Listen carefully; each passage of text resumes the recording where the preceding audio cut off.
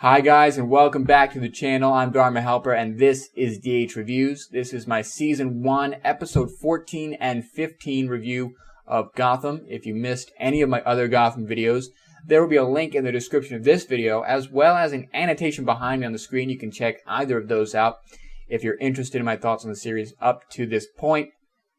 Also, in the description of this video, I will put a link to the other videos, the other playlists for other shows that I review, and you can check those out if you're interested in those at any given time, at any given show. With that being said, this is a two-episode review because the way that the episodes were presented, the Fearsome Dr. Crane and the Scarecrow, it was a two-part arc, so I felt like it would be fair to review it together as a unit, as a two-part arc. So with that being said, Season 1, Episode 14 and 15 were called, like I said just now. The Fearsome Dr. Crane was Episode 14, and then the Scarecrow was Episode 15. And in the Fearsome Dr. Crane, Harvey and Jim discover that someone is killing phobics, that is, people with fears or phobias, and extracting their adrenal glands in order to create some kind of something or other, and he's killing them in such a way that they face their greatest fear, and then he's extracting their adrenal glands, which is essentially the fear gland. And then we learn that this is being used to develop some kind of serum or something to combat this person's greatest fear, and that's all brought to a head at the next episode, Episode 15, the Scarecrow, and we learn that the person doing this is Dr. Gerald Crane. His wife died in a fire, and he was too afraid to save her, so he's devoted himself to creating a serum that allows him to conquer fear. And he and his son, Jonathan Crane, are killing these people and extracting their adrenal glands and grinding it up and trying to figure out a way to make a serum for them both to conquer their fear. Because Gerald Crane seems to think that fear is the root of all of humanity's problems, and all these murders and stuff like that can be traced down to fear. And so if you take fear out of the equation, in his mind, he's creating a better person or a better world. So that's sort of the arc for the case in this episode. A lot of other things happen in the two episodes. We get a little bit more of the aftermath of what happened with Flask in terms of Jim. We get a little bit more of the aftermath of Penguin's endeavors and Fish and all that. And Edward Nygma finally comes out of his shell a little bit and all that. And, you know, a little bit about Bruce and Kat and stuff. And the revelation that we got a couple episodes ago that Kat lied about seeing the witness. And with all that kind of story stuff being out of the way, let's talk about the characters in the episode, and let's begin with with Jim Gordon. And Jim in these two episodes, he's dealing with mainly two things. The first of which being his new relationship with Leslie Tompkins, who he recommended be the medical examiner after Edward got the other medical examiner fired, and that sort of brings them closer together in a work sense. And in a personal sense, he's not quite sure what he's doing, is he, kind of in these first two episodes of their relationship. It's an interesting relationship in contrast to the relationship with Barbara. Their relationship, Lee and Jim's relationship, is a little bit more professional in nature, in that they're both able to help each other and bounce ideas off each other, and Jim's maybe not quite used to that, quite used to having somebody at his side who he can have a conversation with about work, because remember, that was a big thing with his relationship with Barbara, was, you know, this is my work life and this is my personal life with you. And the line there with Lee is a little bit more blurred, and I think that's going to play a huge part in their relationship and in his character moving forward, is how do you recalibrate that? How do you draw the line and say that this is our personal life and this is where the line is what I'm going to trust with you and nobody else, and how I'm going to treat you and nobody else.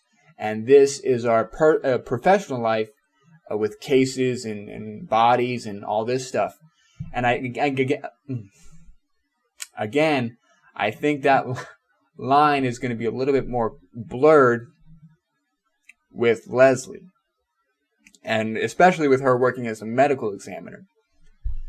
The second really important thing that happens for Jim in these next 2 episodes here was his relationship with Penguin and the aftermath of the whole Flask fiasco.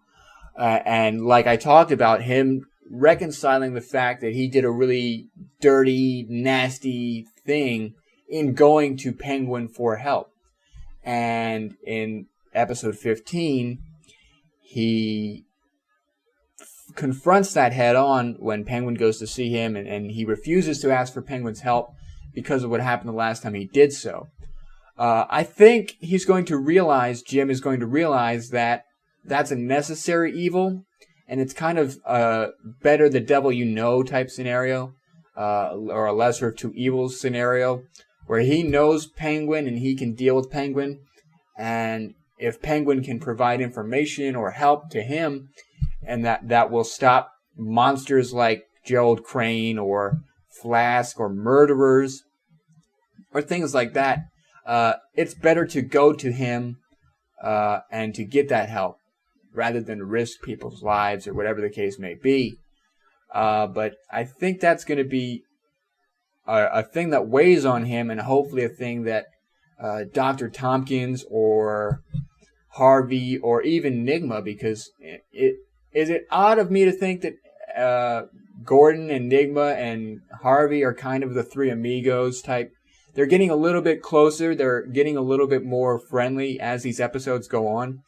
Anyway, I think that the main thing here is going to be he's going to need somebody to confide in regards to his behavior and his guilt and his conscience.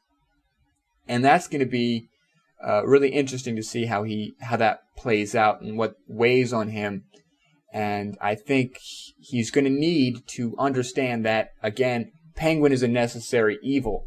And for all the guilt and all the dirtiness and all the nastiness that he feels about going to Penguin for help, he needed that. And that was the only way to get Flask arrested.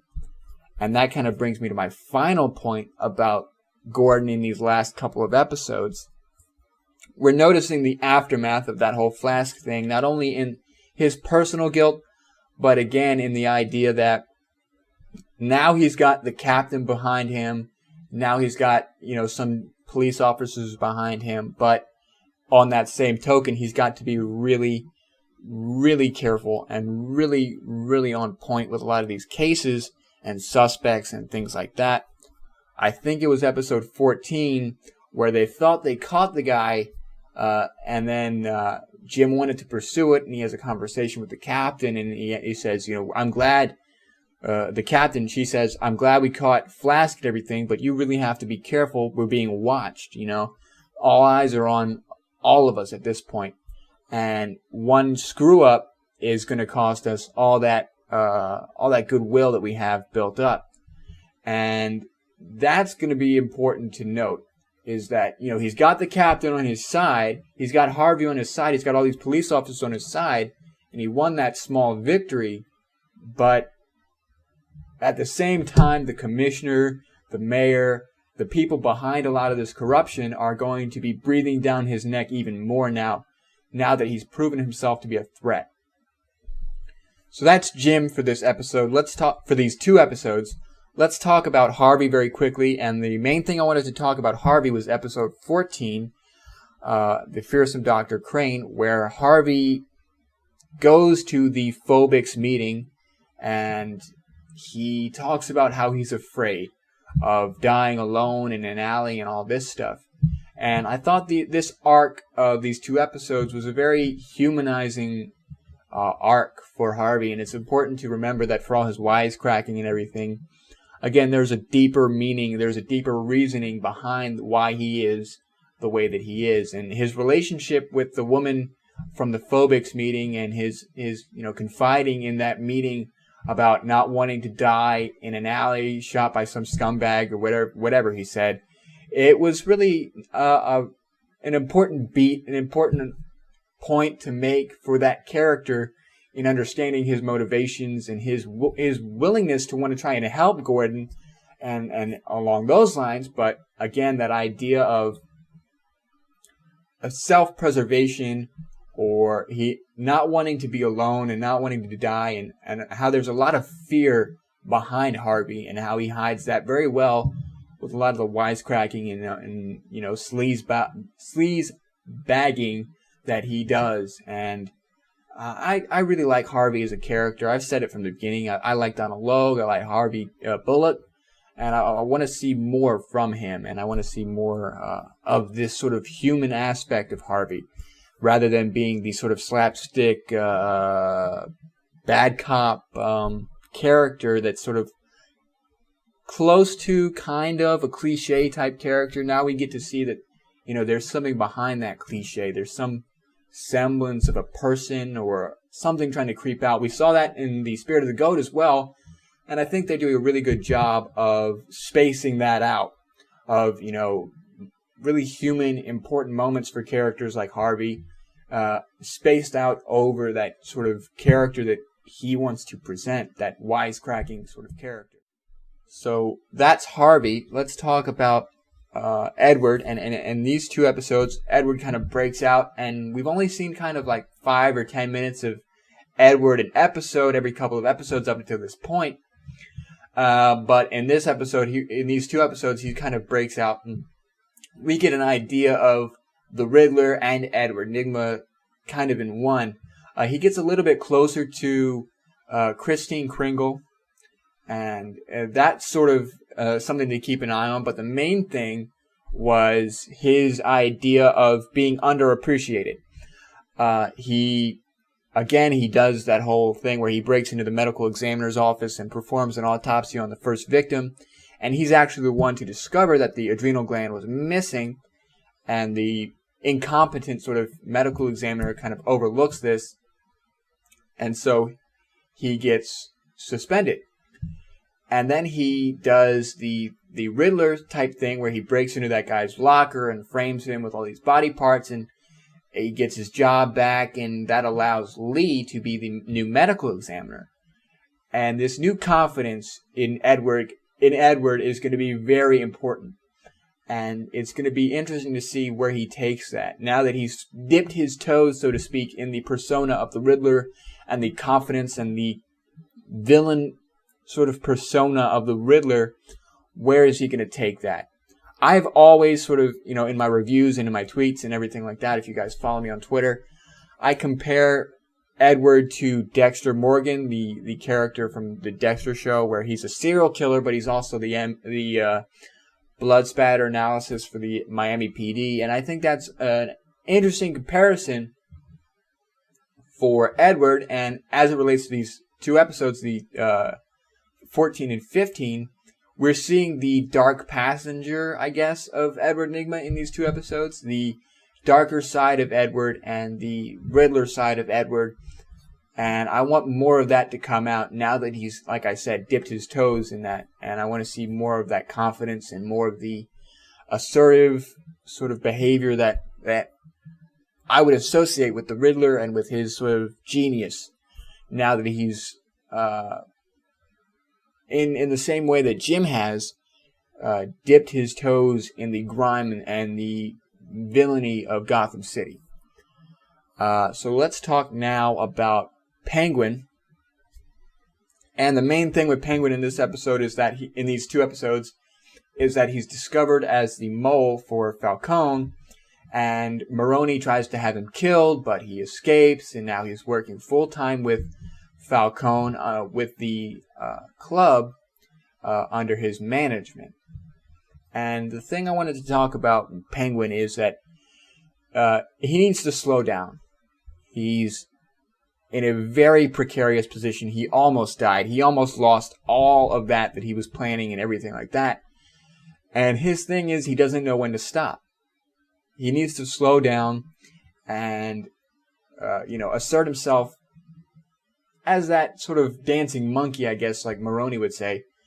Just take it easy for a couple days, Stop with the planning and the plotting and the scheming and work with Falcone like you're supposed to. I think the thing for him that he's going to have to balance is, now that Fish is out of the way, he's going to have that leadership role thrust on him, where he's going to have a seat at the table with Falcone, and he's going to have to decide what kind of a boss, what kind of a leader is he going to be. And the support that he gathers around him is going to be very important. Can he convince Maroni or Falcone? Can he convince Falcone to keep him around? Can he convince Falcone's men that he deserves to be the leader? Can he maintain the position that he's won with his scheming? Now that he's no longer sort of a spy or a schemer, can he maintain that position? And honestly, it goes back to that old saying, anything won by war has to be kept by war. And for me, I think the Penguin is going to have a war in his hands very quickly, and he's going to have to deal with a lot of the situations that Falcone and Fish and Maroni have to deal with. And what he does with that is going to be pretty cool to watch. So stay tuned for that. Speaking of Fish in these 2 episodes is exiled or captured and sent to this prison. And it's this sort of community type prison where it's no real cells. It's just a bunch of people walking around in what looks like a big concrete room.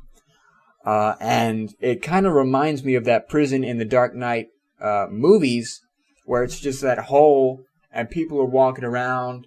And that was kind of the vibe that I got from it. And the important thing with Fish is that she gets her new sidekick dude, who I kind of, I like that guy. I think he's going to be an interesting character. And it's interesting to me how he helped her out in the beginning, and then sort of by magic or maneuvering or just by coincidence, he was the right-hand man when she took over the prison and, kept those guys in line, saying, hey, listen up. Everybody gather around, listen up. New boss in charge. And so that was kind of a funny coincidence that he was there to assist her rise to power. And the thing with Fish is going to be, now that she's in charge of this prison, she's got the manpower that I was talking about in my other review. I said, where is she going to get the manpower to go after Penguin and Falcone and Maroni and all this? She's got the manpower now that she is in charge of this prison. She's got all these convicts and everything like that. And the next thing is going to be, how do you get these people out of the prison?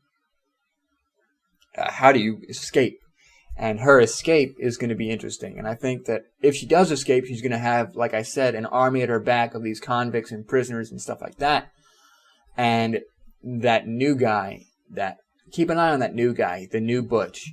And matter of fact, Butch and this new fella, I bet those guys are going to butt heads. I bet that's going to be a conflict to see who's going to be the right hand of Fish. And Butch is going to probably advise her, keep an eye on this guy. He's kind of a snake. We can't trust him and all this stuff. And he's going to be the sort of, snake in her ear saying, you can trust me. I'm here to protect you. Butch kind of let you down. And that's going to be an interesting conflict. I'm interested to see what happens there. Other than that, let's wrap it up here and talk about Bruce. And Bruce and Kat had an interesting conversation a couple episodes ago where Kat said that she wasn't there to see who killed his parents. And so that kind of fallout is dealt with in these 2 episodes. And his sort of Bruce's idea of, cutting ties with Kat and being very frustrated and confused and no clarity of purpose or clarity of purpose in terms of how to go about dealing with his parents' murder, and what leads to follow in terms of that.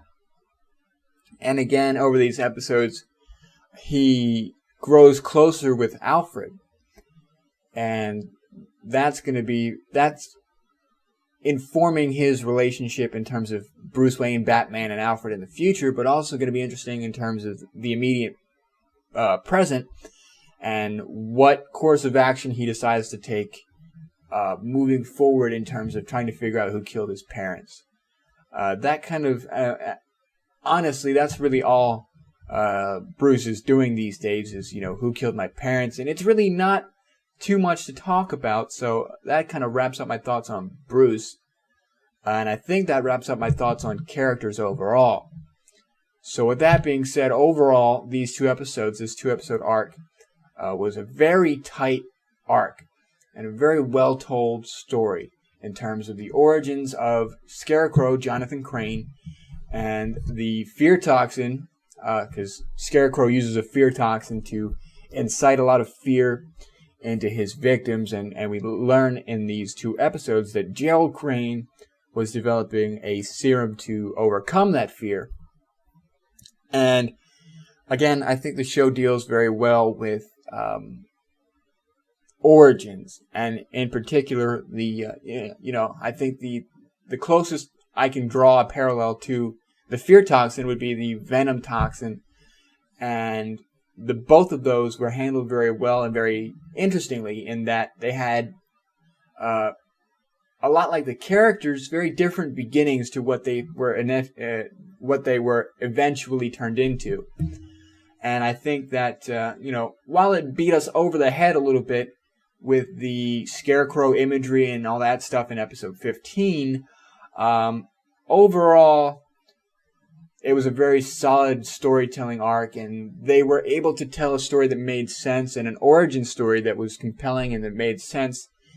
And not only that, but like Gotham is usually, capable of doing, they made us sympathize even with Gerald, and especially with Jonathan, who had to deal with a father that was out of his mind, and dealing with the constant fear after he's injected with that fear toxin.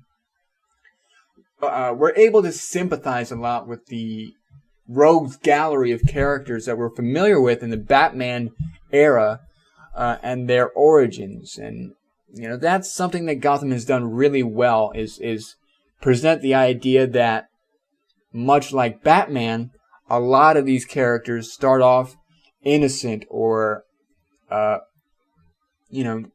not 100% bad. And while that's all fine and good, and I enjoyed that, what I would be interested in seeing is characters that are just bad for the fun of it.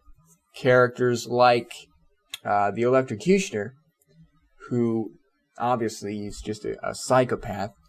And I'm hesitant to see more of this sort of sympathize type crutch. It's almost a crutch, I guess, would be an easiest way to describe it, is this cookie cutter method of, okay, this villain from Batman, how can we rewind time a little bit and make the audience sympathize with this character? That's good, and I like sympathizing with characters, and I think they've done a really good job with that so far, but not everyone is, that idea of a sympathetic character turned bad out of necessity or circumstance. Some people, as Alfred would say, just want to watch the world burn. And that's going to be interesting to see if they can do those types of villains as well as, the Riddlers or the Penguins or the, even Falcone and Maroni are kind of sympathetic. And Fish is sympathetic with her situation. But that's a discussion for another time. Wrapping up my thoughts here, again, solid episode, solid arc, and I'm really enjoying it, and I hope you guys are as well. If you have anything you want to add, leave it in the comment section or hit me up on Twitter at the DH Reviews. If you have liked this video, leave a thumbs up so that I know I'm headed in the right direction. It really helps me out and get these videos out there. Share these on Facebook, Tumblr, Twitter, wherever you got to get the video out. And with all that being said, if you enjoyed these videos and you want to see more like this, go ahead and subscribe to the channel. With that all being said, thanks very much for watching, and I'll see you guys in the next video.